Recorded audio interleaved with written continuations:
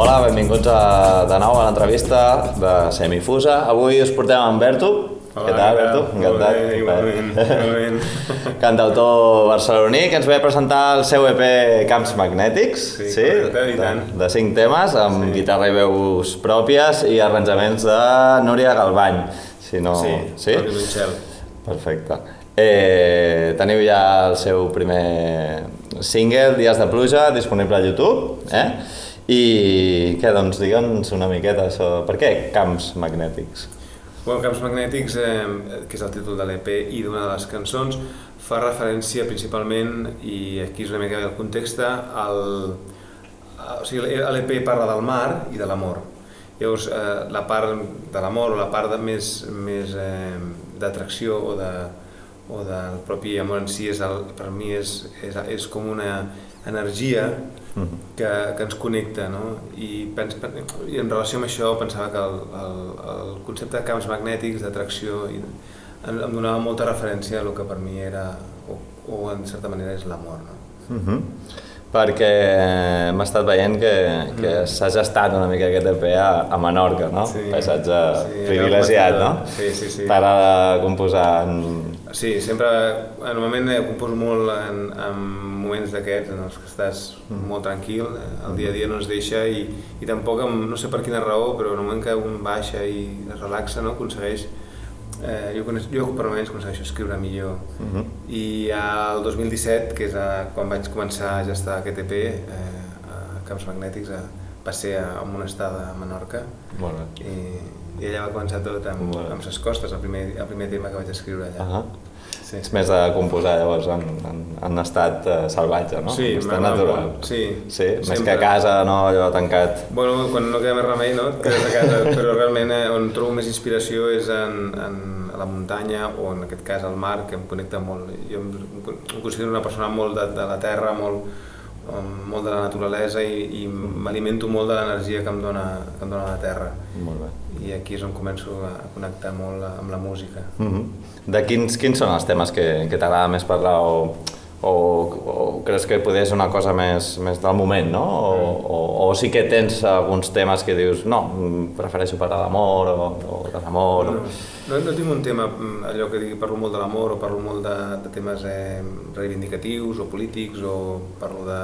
Depèn. Amb totes les composicions que he anat fent, i en aquest cas sí que és veritat que era una temàtica molt concreta, que era el mar i l'amor, en els 5 temes, i és que la buscava una mica aquesta idea, anava buscant molt que les composicions em portessin o em recordessin els estius, el mar i la relació que tens amb la família, amb la teva parella, o que et transportés a records macos, i una miqueta era aquest context. Però és veritat que amb altres temes que he anat composant durant molts anys he parlat de tot. M'agrada, és el que em connecta. En el moment que connecto una idea, que per mi és el més fàcil, o sigui, en el moment que la tens, no? És quan comença a fluir la cançó. Si no, em quedo com buit. Sí, no està clar, no composar res, és difícil. A mi no em ve de l'aire. Necessito de cop tenir aquell punt que em connecta la música amb la idea, no? Per d'aquí comences a treballar la lletra. Clar, més que obligar-te, no? Anem a parlar d'això, no? Això és horrorós. El que flueix, clar. És el pitjor que hi ha. Molt bé. S'ha enregistrat a Oxygen Studios amb Ramon Berlanga. Un privilegi molt gran, no? Què tal l'experiència? Perquè allò és un superestudi, no entenc? És un superestudi, és el nostre productor, dic el nostre perquè amb la banda, tinc una altra banda i és on sempre hem gravat amb ell des dels inicis. En aquests moments el Ramon ha crescut una barbaritat, és un productorazo, la veritat m'encanta i el vaig trucar perquè dic, és que no m'ho pot fer una altra persona, no? Li vaig explicar una mica la idea de lo que volia, no? Que no tenia res a veure amb l'Ossum, que és el grup amb el que canto, i jo el que volia era expressar això, no? Molta fusta, molt la terra, que la música i la guitarra i la veu només estiguessin el més nus possibles, i la veritat és que ho vam gestar un cap de setmana quasi, tocant en directe allà al seu estudi, i va ser una experiència molt especial, de veritat. Molt. Que guai, privilegi. Sí, molt. I com és aquest canvi de xip que fas, no? Perquè tens la banda de rock tan potent que he estat escoltant i, hòstia, de sobte és com un canvi radical, no? Totalment. Sí, veritat. La nit i el dia.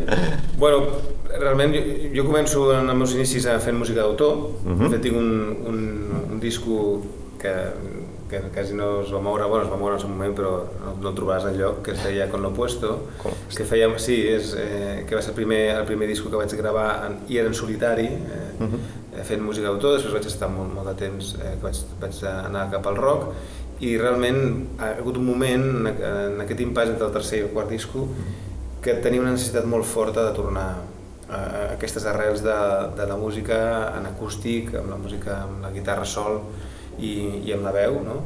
Que vulguis o no, per mi és difícil, perquè jo estic molt acostumat a cantar en banda, que vulguis o no, la banda et protegeix, et dona com un bloc, no? I t'ajuda molt i em trobo molt confortable, i de cop et trobes tu sol, la guitarra i la veu, no? Amb la qual això sembla mentida, però és complicadíssim, genera una tensió diferent, uns nervis diferents, una expressivitat diferent, tot, no? La guitarra al final és només un instrument, i teníem moltíssimes ganes, no sé per què, em va venir, saps? I dic, vinga. I com tenia aquest neguit, jo crec que això va portar a gestar l'EP. Compagines llavors el grup amb el teu projecte en solitari. El grup no s'ha parat, no? No, de fet estem preparant el quart disco ja. Estic escrivint també per l'Orsum, o sigui no paro. Sí, feina a tope. Molt bé. Com veus l'escena l'escena de grups, podríem dir, l'escena de solistes, no? Perquè s'està diferenciant poder cada vegada més, no? Què creus que està millor? O està tot malament o està tot bé?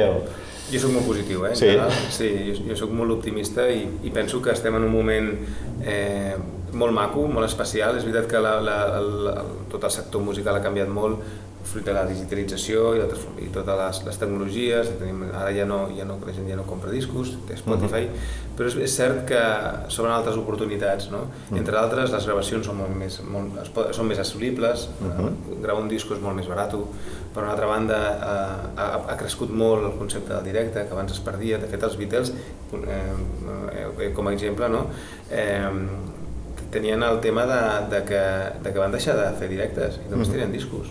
Hi ha moltíssima gent i molts exemples que vivien només dels discos, no giraven en directe. Jo crec que hem guanyat molt, hem guanyat una escena de directe molt maca i és veritat que hi ha molta més quantitat d'oportunitats i això fa que costi una mica més.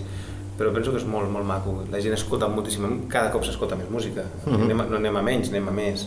Però és veritat que monetitzar-la té les seves dificultats avui en dia, però a mi m'agrada molt, crec que estem en un moment molt xulo. Creus que ens ha ajudat tot el tema aquest que estem comentant de digitalització de la música a descobrir noves coses? Sí, nous talents, nova gent que està fent coses molt canyeres, que potser probablement per temes econòmics o per temes d'agenda del que eren en aquell moment les discogràfiques o el propi sentit de les discogràfiques que tenen una idea i volen treure un disco o diversos artistes d'un mateix estil, no permeten espais laterals, on hi ha molt xup-xup amb menys quantitat. Home, si vols un mainstream o vols arribar a grans públics, probablement no arribis, però si tu hi vius amb això, amb el fet que tu tindràs una petita parcel·la i la disfrutes, crec que avui en dia la música i el talent s'està movent. Jo trobo que és una passada, jo trobo un grapat de gent boníssima ara. I no tenen cap mena tampoc de sensació de dir, ostres, vull arribar fins a dalt. Aquest jo crec que si vols arribar a dalt o vols dedicar-te, per tu és una feina més. Dedicar cada dia a treballar la música. Clar. Sí, sí que és cert que tenim molta oferta a nivell digital, no? Potser la manca poder més de la música en viu, poder ser que... També és veritat que ha canviat les maneres d'escoltar la música, la gent ara ja picoteja, el concepte de disco com els 11 temes, els 2 temes, això ha desaparegut i ara la gent vol un single o vol un parell de temes o es fa fan d'un grup perquè li agrada tot un disco, però però que abans passava igual, ojo. Sí. De fet, jo m'havia comprat discos per un tema i després el resto era una merda. I me'l menjava sencer. Amb un altre. Aquesta és la realitat. Ara amb això, ara no em passes, No. Escoltes la cançó i ja està. Vaig a Spotify i la mare de Déu, a YouTube, i dic, ostres. Fas la teva llista, no? Sí, exacte. I avall, no? O veus directes en YouTube, per exemple, que és una meravella, dius, ostres, tu, quin lujazo, això no ho he pogut viure perquè no han arribat a Barcelona i pots escoltar-los, que abans costava, havies d'anar a buscar el DVD, un vídeo. Jo crec que hi ha moltes coses que fan que la música es propagui amb molta més potència. Ha canviat el model. Sí, totalment. I és dur, pel sector, és veritat que crec que ara sembla que s'ha estabilitzat una mica, però està sent dur i és un sector molt trinxat per això, per aquesta raó. Clar. Com tenim els concerts? Tenim concerts en breu? Bueno, en aquests moments estem tancant agenda i no tinc encara dates tancades, però més enllà d'un petit concert que faig privat, en principi la idea és ara seguir tocant en directe, en format bé en solitari, en funció de les dates, o en format de trio. L'últim directe, jo crec que a YouTube tinc alguna coseta penjada, va ser el Sidecar tocant en format de trio, amb cello i una segona guitarra, i la veritat és que ens va agradar molt l'experiència i volem tornar a repetir. I en breu podrem anar programant dates. Perfecte. Amb ganes de pujar a l'escenari. Sí, no? Sempre hi ha ganes de tocar, no? Ostres, sí, la veritat és que sí. Doncs ara t'escoltarem, però abans, no sé, era una de les teves millors anècdotes. Si pot ser divertida, ja... Anècdota... De musical, d'algun directe, d'alguna gravació... M'has deixat així una mica, dic, ostres... La pregunta trampa. La pregunta trampa que dius, deixa'm un segon i... Sí, tranquil, home. Clar, és que sigui divertida, Bueno... Jo, una anècdota que recordo molt i em va colpir, vaig tocar a Terrassa en un concert en acústic i en aquell moment tocava temes parlo de fa molts anys, i jo havia composat, i de fet encara la tinc, una cançó per la meva primera filla, que ara ja no toco, i aquell concert la vaig tocar. I quan vaig acabar el concert, se m'apropa, no era un concert amb molta gent, és veritat, i se m'apropa una noia, i mai més m'ha passat, però se m'apropa i em diu que sàpigues que m'has fet plorar. M'ho va dir així, i clar, jo era la primera vegada que em passava alguna cosa d'aquest estil, no? I ho recordo moltíssim. És com algú que se't queda clavat, no? Sí. I sempre recordo aquella noia dient-me això, en un bar de Terrassa. I dic, mai més m'ha passat. No tampoc es tracta de fer plorar la gent, però l'havia colpit, no? I això jo crec que va fer també que seguís. I sempre que tinc moments que dius, ostres, segueixo o no segueixo tocant, al final torno a tocar perquè m'encanta, no? Me'n recordo d'aquesta frase, no? Si he fet plorar una persona, no? O he arribat a algú, probablement estic arribant a més gent, no? Amb la meva música, i això ja, encara que sigui amb poqueta gent, ja m'agrada. Clar que sí. O sigui, és una anècdota, no és molt... Bueno, és molt especial per mi. Està molt bé, Berto. Perfecte. Doncs res, anem a escoltar-te ara i moltíssimes gràcies per haver estat amb nosaltres a la Semifusa i ens veiem properament. Vale, molt bé. Merci, que vagi bé. Ens veiem llavors al proper programa de Semifusa. Gràcies.